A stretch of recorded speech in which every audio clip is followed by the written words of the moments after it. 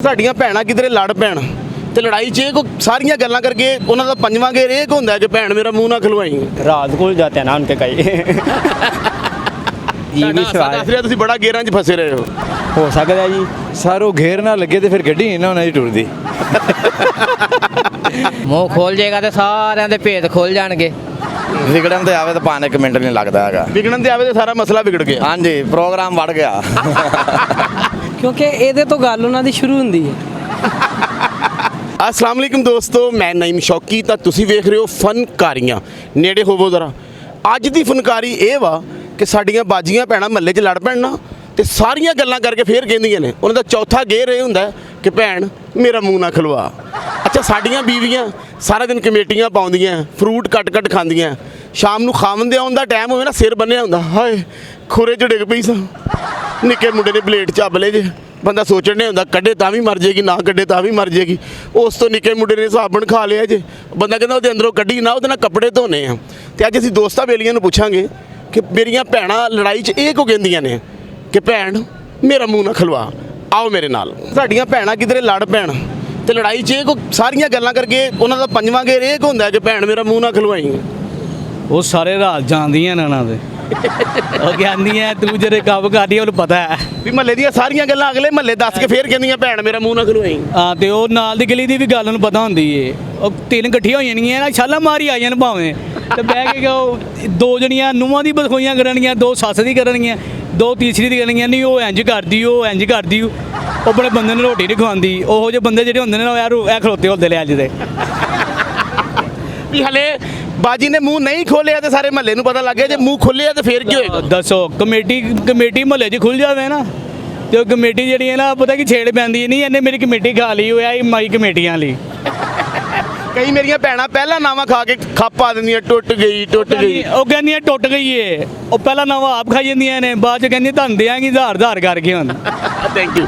ਸਮਝ ਵਾਲੇਕੁਮ ਸਲਾਮ। ਅੱਛਾ, ਬਾਜੀਆਂ ਕਿਧਰੇ ਲੜ ਪੈਣ ਤੇ ਉਹਨਾਂ ਦਾ ਇਹ ਡਾਇਲੌਗ ਕਿਉਂ ਹੁੰਦਾ ਹੈ ਕਿ ਸਾਰੀ ਗੱਲ ਕਰਕੇ ਉਹਨਾਂ ਦਾ ਪੰਜਵਾਂ ਗੇਰ ਹੁੰਦਾ ਕਿ ਭੈਣ ਮੇਰਾ ਮੂੰਹ ਨਾ ਖਲਵਾਈ। ਉਹ ਕਿਉਂ ਕਹਿੰਦੇ ਨੇ ਭਲਾ? ਕਿਉਂਕਿ ਘਰ ਆਪ ਲੜ ਪੈਂਦੀਆਂ ਨੇ ਬੰਦੇ ਦੇ ਨਾਲ ਜੋ ਦਿਹਾੜੀ ਨਹੀਂ ਦਿੰਦਾ ਹੈ। ਮੇਰੇ ਨਾਲ ਖਾਵਨ ਦਿਹਾੜੀ ਦਵੇ ਵੀ ਤੇ ਭਾਬੀ ਲੜ ਪੈਂਦੀ। ਉਹ ਗੁੱਜਰ ਵਰਗਾ ਵੀ ਲਾ ਕੇ ਜਾਂਦਾ ਹੈ। ਇਹ ਜਿਹੜਾ ਬੰਦਾ ਗਿਆ ਨਾ, ਇਹਦੇ ਵਰਗਾ ਵੀ ਦਿਹਾੜੀ ਦਵੇ ਨਾ ਤੇ ਇਹਨੂੰ ਉਲਟੀਆਂ ਛਿੱਤਰ ਪੈ ਜਾਂਦੇ ਨੇ। ਅੱਛਾ, ਤੁਹਾਡੇ ਵਰਗੇ ਬੰਦੇ ਨੇ 1.5 ਲੱਖ ਦਾ ਵੀ ਸੂਟ ਪਾਇਆ ਹੋਵੇ ਤੇ ਭਾਬੀ ਫੇਰ ਕਹਿੰਦੀ ਤੂੰ ਦਿਲ ਦਾ ਬਹੁਤ ਅੱਛਾ ਹੈ। ਉਹ ਆਪ ਕਹਿੰਦੇ ਕਿਉਂਕਿ ਮੈਂ ਕਿਹਾ ਪਾਟੇ ਪੁਰਾਣੇ ਕੱਪੜੇ ਪਾਏ ਨੇ, 1.5 ਲੱਖ ਦਾ ਕਿਉਂ ਨਾ ਪਾਈਏ। ਨਹੀਂ, ਹੁਣ ਸਾਡੀਆਂ ਭੈਣਾਂ ਦੇ ਮਸਕੇ ਸਾਰੀ ਗੱਲ ਕਰਕੇ ਜੋ ਬਾਜੀ ਕਹਿ ਰਹੀ ਮੇਰਾ ਮੂੰਹ ਨਾ ਖਲਵਾਈ, ਤੇ ਜੇ ਮੂੰਹ ਖੁੱਲਿਆ ਹੋਇਆ ਤਾਂ ਫੇਰ ਕੀ ਹੋਏਗਾ? ਮੂੰਹ ਖੋਲ ਜਾਏਗਾ ਤੇ ਸਾਰਿਆਂ ਦੇ ਭੇਦ ਖੋਲ ਜਾਣਗੇ। ਤੇ ਮੇਰਾ ਵੀ ਭੇਦ ਇਹਦੇ ਕੋਈ ਸਭ ਦੇ ਭੇਦ ਖੁੱਲ ਜਾਣਗੇ। ਜਿਵੇਂ ਦੀ ਉਹ ਮਾਸੀ ਬੈਠੀ ਸਾਡੀ, ਉਹ ਕਾਲੀ ਮਾਸੀ ਬੈਠੀ। Thank you sir. ਔਰਤਾਂ ਦੀ ਗੁਫ਼ਤਗੂ ਦਾ ਪੰਜਵਾਂ ਗੇਰ ਇਹ ਹੁੰਦਾ ਕਿ ਭੈਣ ਮੇਰਾ ਮੂੰਹ ਨਾ ਖਲਵਾਈ। हमें नहीं पता इस बारे में। ਨਹੀਂ, ਤੁਸੀਂ ਕਿਸੇ ਗੇਰ ਦੇ ਵਾਕਿਫ ਨਹੀਂ ਕੀ? नहीं ਵਿਆਹ ਹੋਇਆ ਤੁਹਾਡਾ? नहीं होया। ਬਾ ਫਿਰ ਤੁਸੀਂ ਤੇ ਵਰਕਸ਼ਾਪ ਦੇ ਕੋਲੋਂ ਹੀ ਨਹੀਂ ਲੰਘੇ। नहीं लंगे। ਹੈ ਜਿਹੜਾ ਵਰਕਸ਼ਾਪ ਦੇ ਕੋਲੋਂ ਲੰਘਿਆ ਉਹ ਵੀ ਪਰੇਸ਼ਾਨ ਹੈ, ਜਿਹੜਾ ਨਹੀਂ ਲੰਘਿਆ ਉਹ ਵੀ ਪਰੇਸ਼ਾਨ ਆ। नहीं परेशान तो नहीं है, हैप्पी हाँ। ਦਿਲ ਕਰਦਾ ਵੈਸੇ ਵਿਆਹ ਕਰਾਉਣ ਨੂੰ? नहीं ਵਜ੍ਹਾ वजह कि स्टूडेंट है क्या पढ़ रहे हैं तो अपने फ्यूचर से पहले काम कर लिए फिर ਬਹੁਤ ਵਧੀਆ ਗੱਲ ਹੈ। ਪੜ੍ਹ ਲਿਖ ਕੇ ਸਾਡਾ ਮੁਸਤਕਬਲ ਬਣਵਾਉਣਾ। हाँ मुस्तकबिल बन गया तो फिर ब्याह भी हो जाएगा। अगर हुण ब्याह कर लिया ना यूनिवर्सिटी ते रवांगे तो ना कर दे। ਸਹੀ ਗੱਲ। Thank you. अस्सलाम वालेकुम जी। ਵਾਲੇਕੁਮ ਅਸਲਾਮ। ਅੱਛਾ ਜੀ, ਔਰਤਾਂ ਦੀ ਬਾਜੀਆਂ ਦੀ ਗੁਫ਼ਤਗੂ ਦਾ ਚੌਥਾ ਗੇਰ ਇਹ ਕੋ ਹੁੰਦਾ ਕਿ ਭੈਣ ਮੇਰਾ ਮੂੰਹ ਨਾ ਖਲਵਾਈ। रात को जाते हैं ना उनके कई ਮਤਲਬ ਰਾਤ ਤੋਂ ਮੁਰਾਦ ਕਿਹੜਾ ਰਾਤ ਖੁੱਲ ਜਾਂਦਾ? हैं सो उनके जोन से रात होते हैं आपस में खुल जाते हैं। ਉਹਨਾਂ ਦੇ ਰਾਤ ਇੰਜ ਖੋਲਦੇ ਨੇ ਜਿਵੇਂ ਇੱਕਦਮ ਸਿਗਨਲ ਆ ਜਾਏ ਤੇ ਚੀਜ਼ਾਂ ਨਹੀਂ ਡਾਊਨਲੋਡ ਹੋ ਜਾਂਦੀਆਂ। हाँ जी बिल्कुल आते हैं। ਕਿ ਬਾਜੀ ਨੂੰ ਗੱਲ ਦੱਸਣਾ ਤੇ YouTube ਤੇ ਚੜਾਉਣਾ ਇੱਕ ਬਰਾਬਰ ਹੈ। यूट्यूब पे मीडिया ਬਲਕਿ YouTube ਤੇ ਲੇਟ ਪਹੁੰਚਦੇ ਬਾਜੀਆਂ ਦੀ ਗੱਲ ਮਿੰਟ 'ਚ ਪਹੁੰਚਦੀ। पहुंच जाती है जान बिल्कुल ਕਹਿਣ ਤੇ ਇਹ ਵੀ ਹੈਗਾ ਕਿ ਭੈਣ ਮੇਰਾ ਮੂੰਹ ਨਾ ਖਲਵਾਈ, ਕਿ ਬਾਜੀ ਤੂੰ ਮੂੰਹ ਨਹੀਂ ਖੋਲਿਆ ਤੇ ਐਡਾ ਸਿਆਪਾ। पंचा के फिर भी कहते हैं मुंह ना खुलवाएं। अस्सलाम वालेकुम। ਕੀ ਹਾਲ ਹੈ ਭਾਜੀ? दुआओं सर।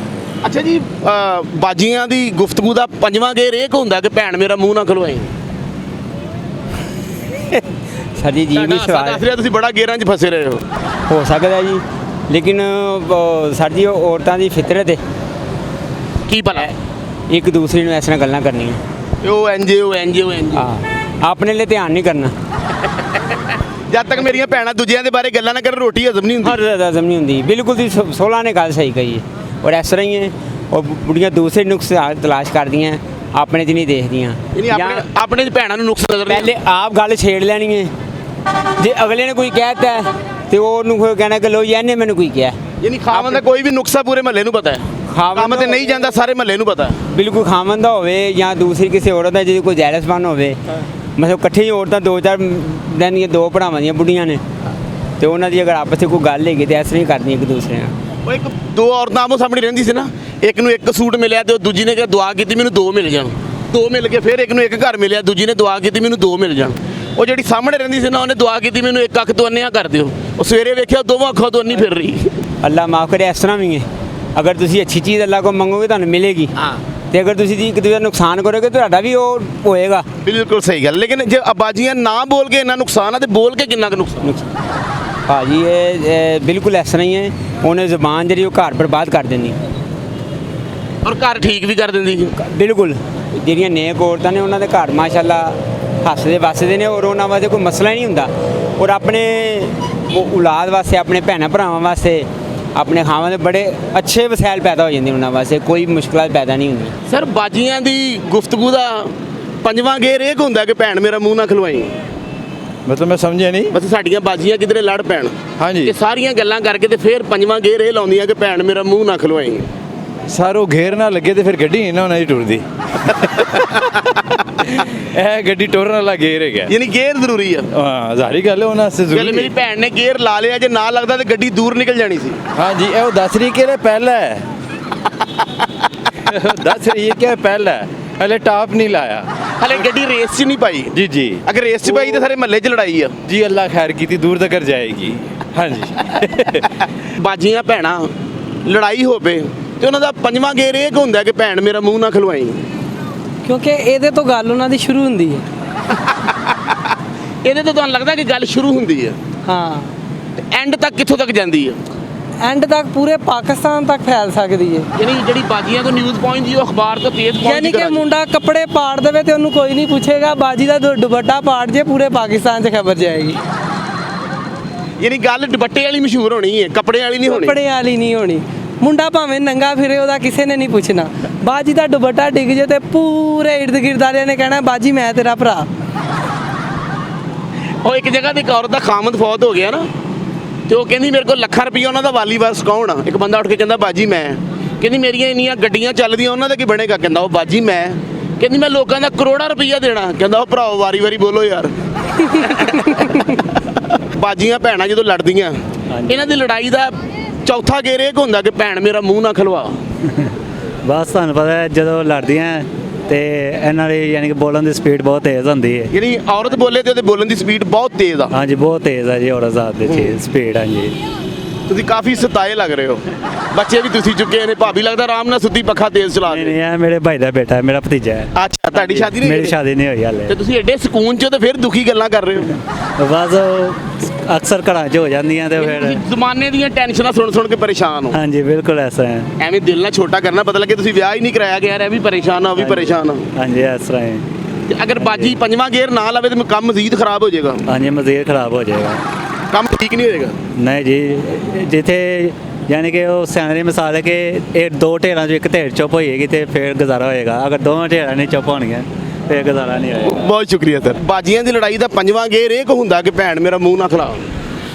ਪਤਾ ਨਹੀਂ ਯਾਰ ਕੀ ਹਿਸਾਬ। ਤੁਹਾਡੀ ਸ਼ਾਦੀ ਨਹੀਂ ਹੋਈ? ਅੱਲਾ ਦਾ ਸ਼ੁਕਰ ਹੈਗਾ, 3 ਬੇਟੀਆਂ ਨੇ ਮੇਰੀਆਂ। ਤੇ ਤੁਹਾਡੀਆਂ 3 ਬੇਟੀਆਂ, ਤੁਹਾਨੂੰ ਤੇ 6ਵੇਂ ਗੇਅਰ ਦਾ ਹੀ ਪਤਾ ਹੋਣਾ ਚਾਹੀਦਾ। ਅੱਜ ਕੱਲ ਤਾਂ ਹੁੰਦੀਆਂ ਨੇ ਲੜਾਈਆਂ ਜਾਂ ਮਹਿੰਗਾਈ ਹੈਗੀ ਨਹੀਂ ਕਿਹੜੀ ਦੌੜ ਜਾ ਰਹੀ ਤੁਹਾਨੂੰ ਪਤਾ ਵੀ ਹੈਗਾ। ਨਹੀਂ ਤੇ ਭਾਬੀ ਨਾਲ ਕਦੀ ਹੋਈ ਲੜਾਈ ਆਪਣੀ? ਲੜਾਈਆਂ ਤਾਂ ਰੋਜ਼ ਹੁੰਦੀਆਂ ਨੇ ਸਾਡੀਆਂ। ਅੱਛਾ ਜੀ, ਹਾਂ। ਲੱਕ 'ਚ ਨਿਸ਼ਾਨ ਵੀ ਕਾਫੀ ਹੋਣਗੇ ਚੀਜ਼ਾਂ ਦੂਰੋਂ ਵੱਜਣ ਦੇ। ਨਹੀਂ ਉਹ ਬਾਜੀਆਂ ਦੀ ਲੜਾਈ ਹੋਵੇ ਤੇ ਉਹਨਾਂ ਦਾ ਪੰਜਵਾਂ ਗੇਅਰ ਹੁੰਦਾ ਕਿ ਭੈਣ ਮੇਰਾ ਮੂੰਹ ਨਾ ਖਲਾ। ਅਸੀਂ ਪਹਿਲਾ ਗੇਰ ਪਾਣੇ ਤੂੰ ਪੰਜਵਾਂ ਗੇਰ ਦੀ ਗੱਲ ਕਰ ਰਹੇ ਹਾਂ। ਯਾਨੀ ਪਹਿਲੇ ਗੇਅਰ 'ਚ ਮਦੇ ਜੋ ਹਾਂ ਹੈ, ਹਾਂਜੀ। ਪੰਜਵੇਂ ਗੇਅਰ ਤੱਕ ਗੱਲ ਪਹੁੰਚਦੀ ਨਹੀਂ। ਪਹੁੰਚ ਰਹੀ ਕਦੀ ਪਹੁੰਚੀ ਹੋਵੇ? ਜਿੰਨੀ ਦੇਰ ਲੜਾਈ ਹੁੰਦੀ ਰਹੀ ਫਿਰ ਪਹੁੰਚਣੀ ਚਾਹੀਦੀ ਜਿੰਨੀ ਪਹੁੰਚਣੀ ਹੁੰਦੀ। ਚਲੋ ਸ਼ੁਕਰ ਹੈ ਗੱਲ ਮਿਸਤਰੀ ਤੱਕ ਨਹੀਂ ਪਹੁੰਚੀ। ਬਾਜੀਆਂ ਭੈਣਾਂ ਦੀ ਲੜਾਈ ਹੋ ਰਹੀ ਹੋਵੇ ਤੇ ਸਾਡੀਆਂ ਬਾਜੀਆਂ ਦਾ ਪੰਜਵਾਂ ਗੇਅਰ ਇਹ ਹੁੰਦਾ ਕਿ ਭੈਣ ਮੇਰਾ ਮੂੰਹ ਨਾ ਖਲਾ। ਇਹਦੀ ਜਿਹੜੀ ਅਕਲ ਹੈ ਗੁੱਤ ਪਿੱਛੇ ਹੈਗੀ ਹੈ। ਠੀਕ ਹੈ, ਇਹ ਸਿੱਧੀ ਰਵੇ ਤੇ ਸਿੱਧੀ ਰਵੇ। ਵਿਗੜਨ ਤੇ ਆਵੇ ਤਾਂ ਭਾਵੇਂ 1 ਮਿੰਟ ਨਹੀਂ ਲੱਗਦਾ ਹੈਗਾ। ਵਿਗੜਨ ਤੇ ਆਵੇ ਤੇ ਸਾਰਾ ਮਸਲਾ ਵਿਗੜ ਗਿਆ। ਹਾਂਜੀ ਪ੍ਰੋਗਰਾਮ ਵੜ ਗਿਆ। ਅਗਰ ਬਾਜੀ ਵਿਗੜਨ ਤੇ ਆਵੇ ਤੇ ਪ੍ਰੋਗਰਾਮ ਵੜ ਗਿਆ। ਪ੍ਰੋਗਰਾਮ ਵੜ ਗਿਆ, ਸਮਝੋ ਭਾਨ ਵੜ ਗਿਆ ਯਾਨੀ ਕਿ ਪ੍ਰੋਗਰਾਮ। ਕਿਸੇ ਧੀ ਭੈਣ ਦੇ ਬਾਜੀ ਦੇ ਤੇ ਗੱਲ ਚੱਲੇਗੀ ਤੇ ਗੱਲ ਨਿਕਲ ਗਈ ਦੂਰ ਦੀ ਦੂਰ। ਗੱਲ ਤੇ ਭਾਨ ਮੈਂ ਬਿਆਨਾ ਇੰਜ ਨਿਕਲੀ ਜਿਵੇਂ ਬੰਦੂਕ ਚੋਂ ਗੋਲੀ ਨਿਕਲੀ ਜਨਾਬ। ਜੀ ਸ਼ੌਕੀ ਭਾਈ, ਦੋ ਚੀਜ਼ਾਂ ਜਿਹੜੀਆਂ ਨਾ ਉਹ ਬਿਲਕੁਲ ਨਹੀਂ ਠੀਕ ਹੋ ਸਕਦੀਆਂ। ਕਿਹੜੀ ਕਿਹੜੀ?